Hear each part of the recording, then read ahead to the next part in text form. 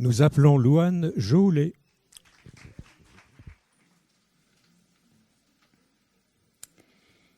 18 ans. 18 ans, c'est l'âge où l'on demande aux adultes de demain de décider de l'impact qu'ils aimeraient avoir sur la société, que ce soit en votant lors des élections, en choisissant un métier, ou encore en décidant ou non d'acheter une voiture. D'ailleurs, est-ce vraiment raisonnable dans notre environnement climatique actuel ? Bon, passons. Cet âge, qui nous qualifie d'adultes aux yeux de l'État, nous dissocie de nos parents. Nous sommes donc des adultes.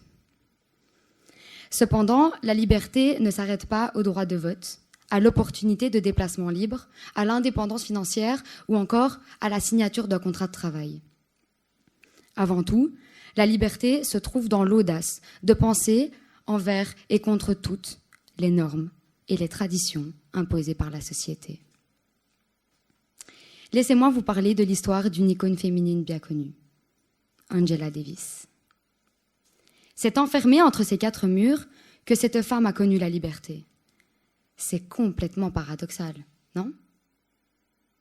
Et pourtant, cette pièce humide, isolée, qui lui criait sans cesse qu'elle allait mourir sous la peine de mort, qui la menaçait, lui a permis de briser les chaînes les plus solides, celle de l'acceptation.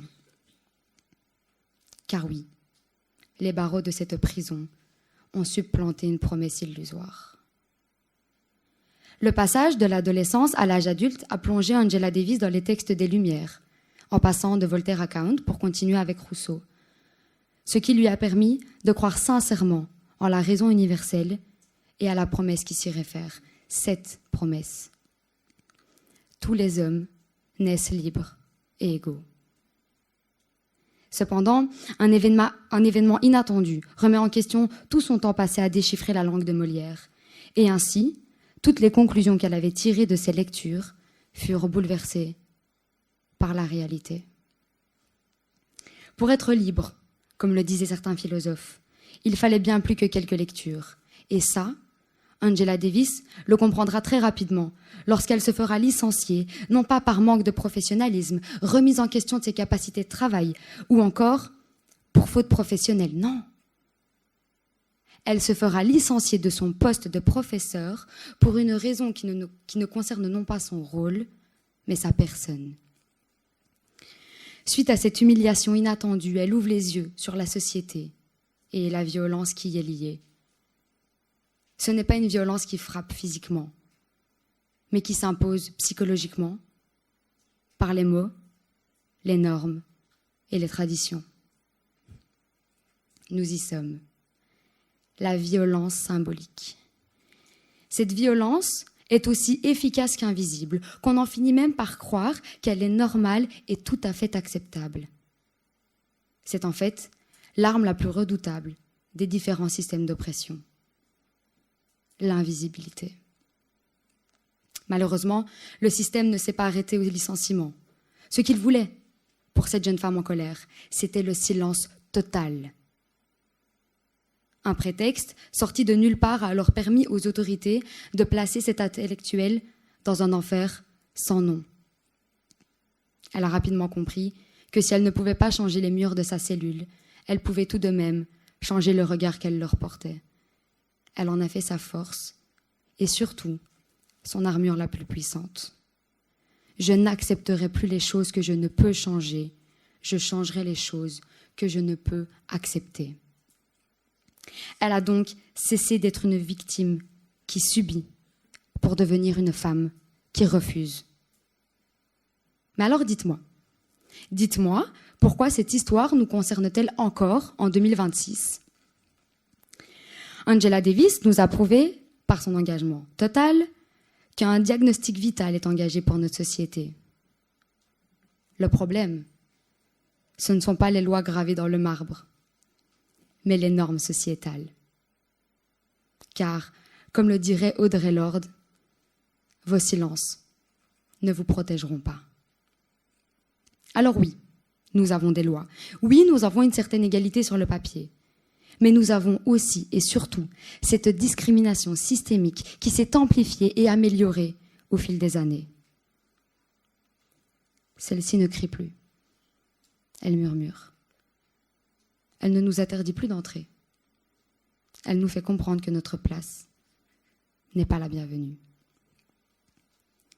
Puis-je alors dire que nous sommes comme intoxiqués par ces normes qui persistent et qui nous font croire qu'il est normal qu'elles soient là? Parce que oui, quand on y pense, qui n'a jamais entendu « c'est la tradition » ou « ce sont les règles, c'est comme ça ».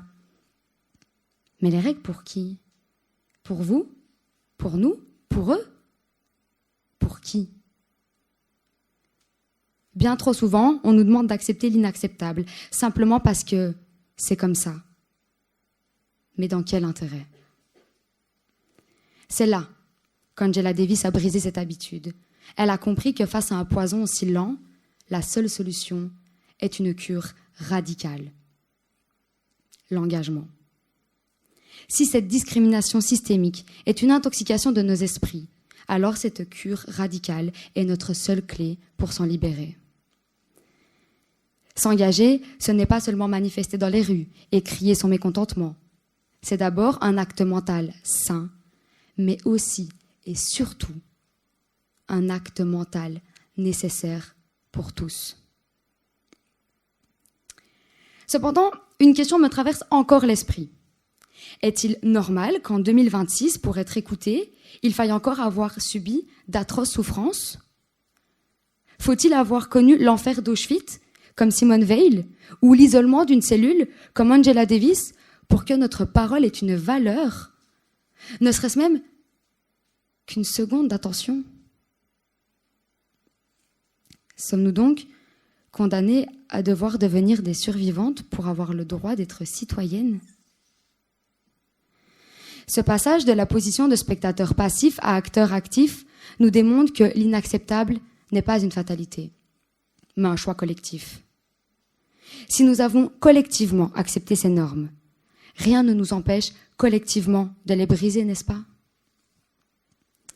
Alors, s'engager, oui, mais jusqu'à quel point? Jusqu'au point de se perdre? Non. L'engagement de Davis n'était pas un sacrifice de soi, mais une reconquête de sa personne. C'est décider que notre dignité vaut plus que notre confort. Sachez que l'engagement ne doit pas être une réponse à quelconque traumatisme. Il doit être le moteur de notre liberté. S'engager, ce n'est pas souffrir pour dire assez. C'est décider ici et maintenant que mon identité, votre identité, ne sera plus jamais une prison. À 18 ans, on nous a appris la liberté, on nous l'a promis. À 18 ans, Angela Davis nous a appris qu'il fallait l'arracher. Aujourd'hui, je ne vous demande pas d'accepter ce monde. Je vous demande d'avoir le courage de ne plus accepter ce que vous ne voulez pas accepter. Ces choses qui dépassent les limites de votre personne, de vos valeurs et de vos principes, ne vous excusez plus d'exister. Et ne laissez plus les normes devenir le tombeau de votre identité. La liberté n'est pas un texte écrit noir sur blanc. C'est une insurrection de la conscience face à l'inacceptable.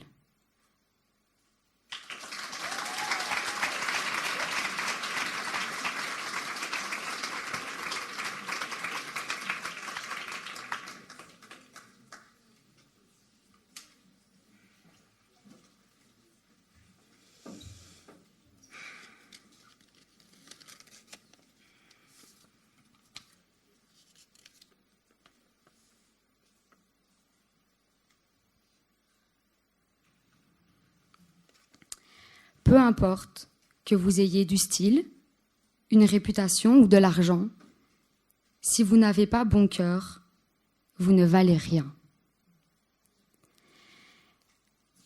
La première chose qui me fait penser face aux paroles de Louis de Funès, c'est un peu comme l'argent ne fait pas le bonheur. Pour moi, c'est pareil. C'est bien, le matériel, c'est bien, mais si là-dedans vous n'avez rien, concrètement, vous êtes vide.